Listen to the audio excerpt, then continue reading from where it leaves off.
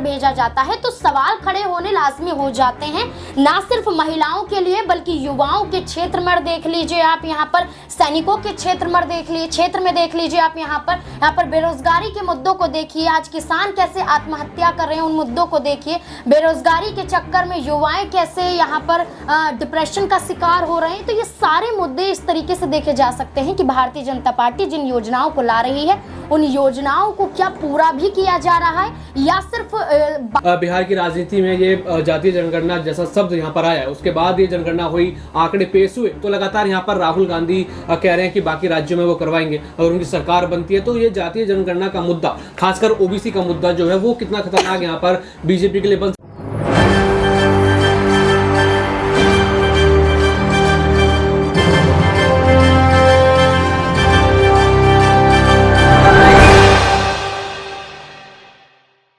नमस्कार, मैं दौलत शर्मा और आप देखना शुरू कर चुके हैं SPN9 न्यूज और आपका स्वागत है हमारे खास प्रोग्राम चुनावी अखाड़ा 2023 में, जहां पर 2024 की भी बात करेंगे, लेकिन ज्यादातर महत्वपूर्ण देखा जा रहा है कि फाइनल से पहले सेमीफाइनल की बात की जा रही है। 5 राज्यों में विधानसभा चुनाव हैं, जहां पर मिजोरम, तेलंगाना, मध्य प्रदेश, छत्तीसगढ़ और राजस्थान, और हिंदी बेल्ट पर खासा यहाँ पर फोकस किया जा रहा है। चाहे वो यहाँ पर बीजेपी हो, चाहे कांग्रेस हो और चाहे नई नवेली आम आदमी पार्टी हो, वो भी यहाँ पर अपनी जगह बनाने की कोशिश कर रही है और लगातार यहाँ पर जनता को लुभाने के लिए नई नई योजना यहाँ पर सामने आ रही है। और सबसे ज्यादा ध्यान यहाँ पर महिलाओं को लेकर दिया जा रहा है। इसी साल महिला आरक्षण बिल की बात यहाँ पर हुई थी, वो संसद भवन में पारित हुआ, जिसको लेकर काफी सारे हंगामे भी हुए थे। लेकिन अब कांग्रेस खुद यहाँ महिलाओं को लेकर बड़ी बड़ी योजनाएं निकाल रही है। ओबीसी का मुद्दा यहाँ पर उठाया जा रहा है, जातीय जनगणना का मुद्दा इन 5 राज्य के विधानसभा चुनाव में लगातार बना हुआ है। जब से बिहार में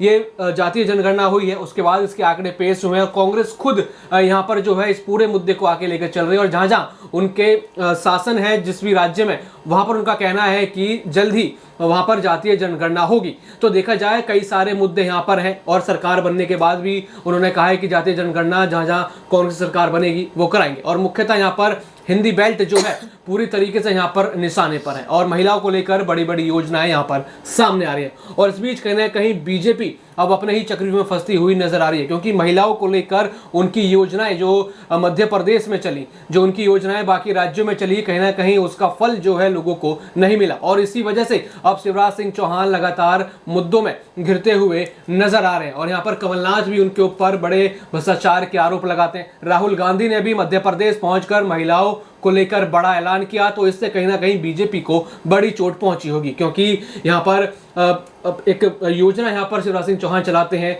जिसमें लोगों का रिस्पांस देखा जाए तो काफी नेगेटिव आता है। और उस बीच यहाँ पर राहुल गांधी बड़ी योजनाओं का जो है ऐलान कर देते हैं कि उनकी सरकार बनेगी तो इतने खाते में जो है महिलाओं के पैसे जाएंगे। तो लगातार ये मुद्दे हैं और इन्हीं सभी सवालों का जवाब देने के लिए नाज़मीन हमारे साथ मौजूद है। नाज़मीन, लगातार यहाँ पर पहले महिला सशक्तिकरण की बात खुद यहाँ पर बीजेपी करती है, बड़ी बड़ी योजनाएं यहाँ पर लागू करती है, लेकिन फिर देखा जाता है कि धरातल पे तो वो लोगों को योजनाएं पसंद नहीं उनका लाभ आया। फिर कांग्रेस ऐसी योजनाओं का जो है उजागर करती है, लोगों के बीच उतरती है। तो कितना घाटा जो है इन 5 राज्यों में महिला सशक्तिकरण को लेकर या फिर महिलाओं के मुद्दों को लेकर बीजेपी को नुकसान पहुंच सकता है? देखिए, आपने महिलाओं की बात करी है, यहाँ पर आप देखिए कि जो योजनाएं बनाई जा रही हैं महिलाओं के लिए वो क्या लागू भी हो रही हैं? अगर लागू भी हो रही हैं, उन जिलों में, उन इलाकों तक पहुंच भी रही हैं, ये बात यहाँ पर देखने वाली होगी। क्योंकि आप देखिए कि कई स्कीम लाती हैं कि जीरो खाता खोला जाएगा और जीरो खाते के जरिए यहाँ पर सरकार की तरफ से कुछ पैसा आएगा। यहाँ पर महिलाएं भरोसा करती हैं, खाते खुलवाती हैं, लेकिन कुछ महिलाओं के खातों में पैसे आते हैं और कुछ महिलाओं के खातों में पैसे नहीं आते हैं। ये भी देखा गया है कि अगर खातों में से पैसे नहीं निकाले जाते हैं तो वो पैसे वापस भी चले जाते हैं। तो जो योजनाएं बनाई जाती हैं उस योजनाओं को पहले ठीक तरीके से जांचा परखा नहीं जाता है। अगर जांचा परखा जाए तो यहाँ पर उनकी योजनाएं सफल भी होती हुई नजर आएंगी। आप देखिए कि महिलाओं के नाम पर भारतीय जनता पार्टी कई वोट हासिल करने के लिए जद्दोजहद में लगी रहती है, लेकिन उन महिलाओं के लिए कभी काम करती हुई नजर नहीं आई है। आप इन 5 राज्यों को छोड़िए, आप उन महिलाओं को देखिए जो सड़कों पर रोती बिलखती हुई नजर आती हैं। उन महिलाओं को देखिए जिनको निर्वस्त्र कर कर बीच सड़कों पर घुमाया जाता है। उन महिलाओं को देखिए जो देश के लिए मेडल जीत कर लाती हैं, लेकिन अपनी इज्जत के लिए, अपनी सुरक्षा के लिए सरकार के आगे भीख मांगनी पड़ती है। तो सवाल तो यहाँ पर उठने लाजमी हो जाएंगे कि महिला सशक्तिकरण की बात जो कही जा रही है, यहाँ पर भारतीय जनता पार्टी उसे पेश करने में विफल रही है। केंद्रीय मंत्री स्मृति ईरानी जो यहाँ पर महिलाओं के लिए बढ़ चढ़कर बोलती है, जो भरी संसद में ये कहती हैं कि मुझे डर लगता है जब तक मेरी बेटी घर नहीं आ जाती है, चाहे मैं कहीं भी हूँ, लेकिन मुझे फिक्र रही रहती है कि मेरी बेटी कहाँ होगी। यहाँ पर कानून व्यवस्था पर सवाल उठाए जाते हैं, सुरक्षा पर सवाल उठाए जाते हैं, लेकिन मणिपुर की घटना पर वो स्मृति ईरानी नहीं बोलती हैं।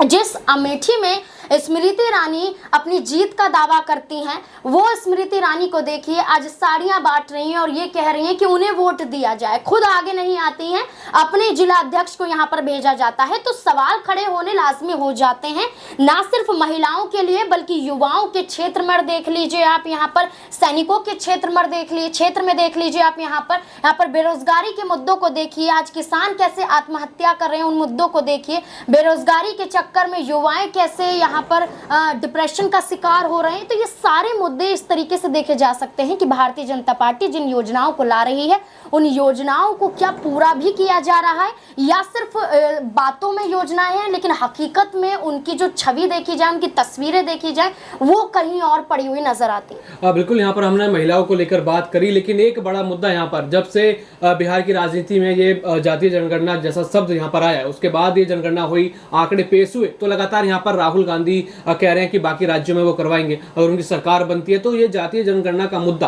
खासकर ओबीसी का मुद्दा जो है वो कितना खतरनाक यहाँ पर बीजेपी के लिए बन सकता है। क्योंकि यहाँ पर प्रधानमंत्री कहते हैं कि कोई ओबीसी कोई जात नहीं, यहाँ तो सभी गरीब हैं। इसके ऊपर पलटवार राहुल गांधी करते हैं कि यहाँ पर उन्होंने तो किसी को जाति नहीं माना, ओबीसी को उन्होंने दरकिनार कर दिया। तो कितना बड़ा वोट बैंक यहाँ पर ओबीसी का होगा जो बीजेपी को झटका देता हुआ नजर आएगा। देखिए बिल्कुल झटका तो दिया जाएगा। आप ये देखिए कि ओबीसी की बात अगर यहाँ पर की जा रही है, यहाँ पर आरक्षण में देख लीजिए कितना प्रतिशत ओबीसीओ को दिया जाता है। महिला आरक्षण बिल को पास करवाया गया लोकसभा राज्यसभा में, लेकिन पास करने के दौरान यहाँ पर ये बातें कही गई थी विपक्षी पार्टियों की तरफ से कि महिला आरक्षण अगर यहाँ पर पास हो रहा है तो कई ऐसे क्षेत्रों में महिलाओं को आगे बढ़ना चाहिए, महिलाओं को संसद में आना चाहिए। यहाँ पर आप देखेंगे SC ST को लेकर शामिल किया जाता है, जनरल महिलाओं को शामिल किया जाता है, लेकिन ओबीसी का कोई भी प्रतिशत नहीं देखा जाता है, ओबीसी महिलाओं को आगे नहीं किया जाता है।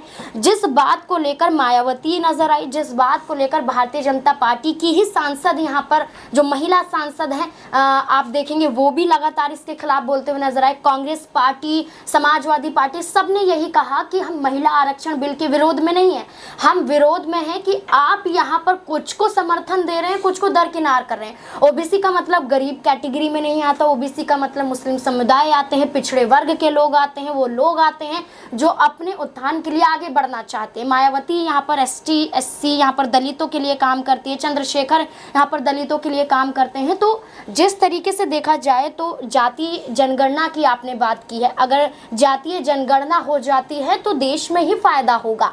यहाँ पर सवाल कांग्रेस पार्टी पर भी खड़े किए जाएंगे, सवाल यहाँ पर भारतीय जनता पार्टी पर भी खड़े किए जाएंगे कि जातीय जनगणना कराना कोई गलत बात नहीं है, बिहार में हुई है तो अच्छी थी और उसके बाद से पता चला कितना प्रतिशत कौन से लोग यहाँ पर नजर आए हैं। लेकिन कांग्रेस पार्टी पर अब अखिलेश यादव भी निशाना साधते हुए देखे गए। सीधे तौर पर उन्होंने कहा कि जातीय जनगणना करा नहीं रहे, लेकिन जातीय जनगणना कराना पूरे देश भर में एक अच्छा कदम माना जा सकता है। बिल्कुल, यहाँ पर देखा जाए तो जातीय जनगणना कहीं ना कहीं यहाँ पर बीजेपी के लिए मुसीबत बनता हुआ नजर आ रहा है और इस बीच यहाँ पर ओबीसी और अन्य दलों का जो बल है वो कहीं ना कहीं कांग्रेस अपनी तरफ झुकती हुई नजर आ रही है। तो बाकी देखना होगा कि 2023 के इन 5 विधानसभा चुनावों में क्या होगा। 3 दिसंबर को यहाँ पर जनता अपना फैसला सुनाएगी, उसके बाद देखना होगा कि यहाँ पर बीजेपी 24 के लिए ज़्यादा तैयार होती है या फिर यहाँ पर इंडिया अलायंस या फिर कांग्रेस बड़ा झटका देती हुई नजर आती है। बाकी और भी ऐसी खबरें जानने के लिए देखते रहिए SPN9 न्यूज़। धन्यवाद।